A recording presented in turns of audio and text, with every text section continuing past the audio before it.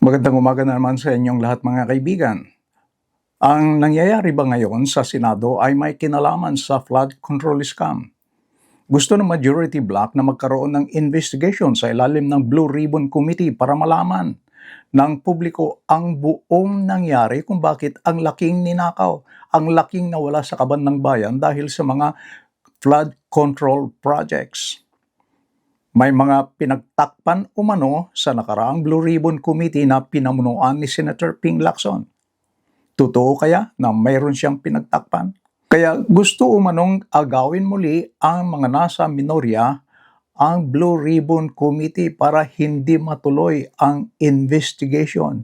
Dahil kung sumipot ang mga majority members sa plenaryo kahapon, malamang nagsusubukan na kunin muli ng minority bloc ang Blue Ribbon Committee.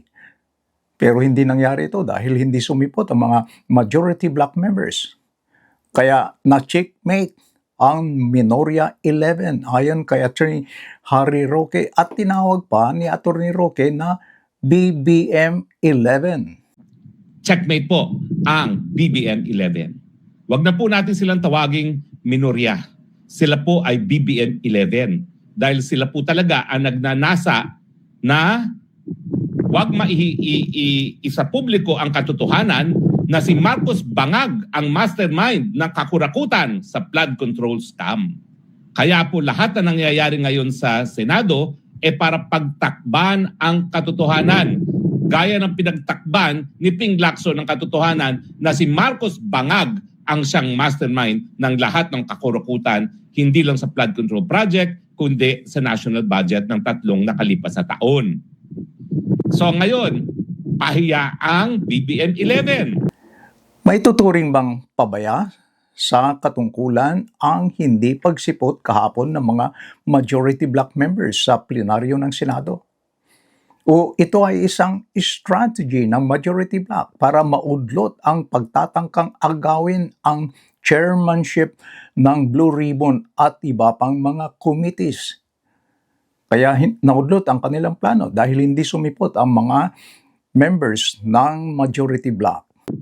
Nung una silang nag-walk out para hindi nga maamendahan ang rules ng Senado para payagan ang mga senador na boboto electronically, akala nila bilang minorya, sila lang ang may veto vote.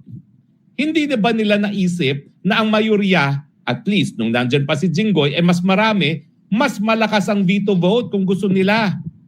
Ngayon, pinalalabas nila na wow, ang mga mayorya daw talagang pabaya sa katungkulan dahil ayaw mag-session, dahil sa politika.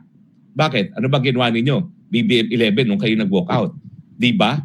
Para nga hindi maamendahan ang rules ng Senado, kayo'y nag-walk out para walang numero at walang quorum. Diba kayo unang gumamit sa rules para politikahin? Para nga hindi mapagbigyan yung mga gaya ni Bato at ngayon gaya ni Jinggoy na makaboto online. Kasi alam ninyo, kinakailangan mawala ang boto ni Bato at ni Jinggoy pagdating sa impeachment ni Inday Sara Duterte. Matapang ang mga nasa majority bloc. Ayon kay Attorney Roque dahil hindi sila nagpapatinag sa di umano pananakot sa kanila.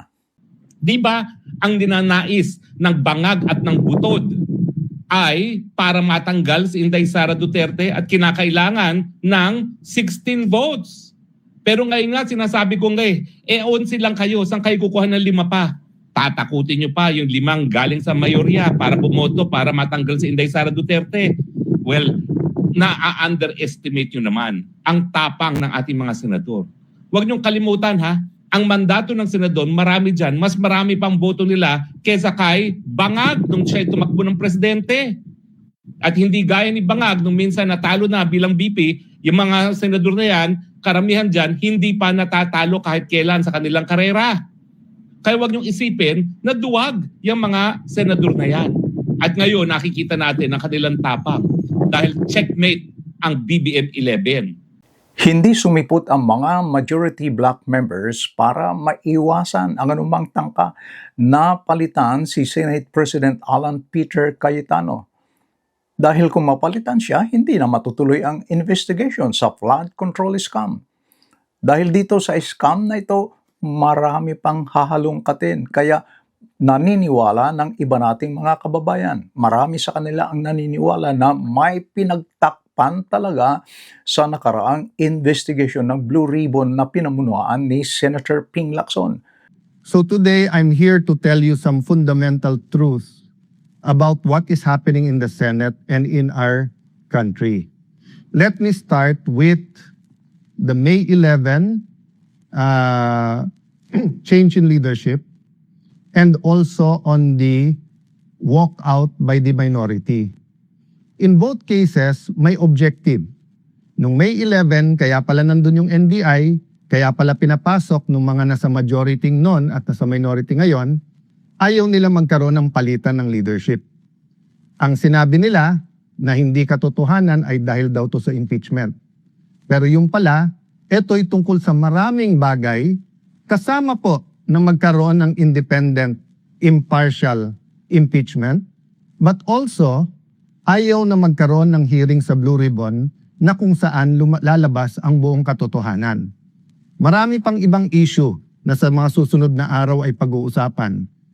We're listening to you, we hear you, na ang pangunahing issue ay trabaho, ay kita, ay ang taas ng presyo, yung araw-araw na kabuhayan ng ating kababayan. Yan po ay pinakamalaking issue. Ang ating survival, spiritual, physical, financial survival is always a priority. Pareho din sa health po yun. Yun po ang speech ko noon. Na ang ating spiritual health, physical health, mental health, financial health ay napaka-importante at dapat we look at the bigger picture. Pero tignan nyo po, para siguraduhin na mapagsilbihan kayo ng bagong majority, we want to make sure that kahit anong gawin ng outside forces, maging administrasyon o yung 11, nandyan yung 13 or at the very least 12 para yung sinasabing subukan naman natin ito. Masubukan nyo kung anong madideliver namin sa inyo. Ang problema, for the last 3 weeks, walang ginawa. Kung hindi takutin kami, i-twist ang aming arm, offeran ng kung ano-ano para lumipat sa kanila. I'll go back to that later on. What's my point? You want an independent Senate. Our Constitution provides for the separation of power. Bakit separate? Because they are interdependent, but they are independent. Ibig sabihin ko, one cannot survive without the other. Hindi naman po pwedeng walang judiciary. Hindi pwedeng walang executive department. Pero hindi naman po pwede po na executive department lang at puppets lang po ang nasa judiciary or in this case, the legislature. So nung nag-walk out po sila, ano sabi nila? Na utakan ang majority, na gamit ang rules ng minority. Sabi nila, master ang play ni Senator Tito Soto dahil alam na yung rules. Ayaw po nila na magkaroon ng online dahil sa bibig na rin nilang nanggaling. Sabi nga nila, ang isda sa bibig ng gagaling, may ipukulong daw. Bakit nila alam yung timing sa kulong? Sinabi ni Senator Jinggoy, hindi lang ngayon nangyari sa kanya yan, since February. Wala na daw kaso, pag siya po ay sumunod sa kanila. In this case, lumipat. So sabi ni Senator Jinggoy, sa susunod na kabanata na lang, sasabihin niya po or sa kanya niya sasabihin ko ano ebidensya niya kung sino-sino. Hindi hearsay sa akin to dahil napakinggan ko yung ilan nilang conversation. So alam ko for a fact na totoo na binabargain ang kanyang kaso, mabalik lang ang majority sa ngayon na 11 o minority. Kaya parati ko inuulit-ulit, huwag kayong magpa-11 sa 11. Kung matutuloy ngayon, malamang na ipapatawag ang mga personalities na ayaw ipatawag ni Senator Lacson noon nang siya pa ang chairman ng Blue Ribbon. Kung matutuloy bukas ang Blue Ribbon Committee hearing hinggil sa flood control scam, ang tanong, titistigo kaya si Saldico sa pamamagitan ng video conference?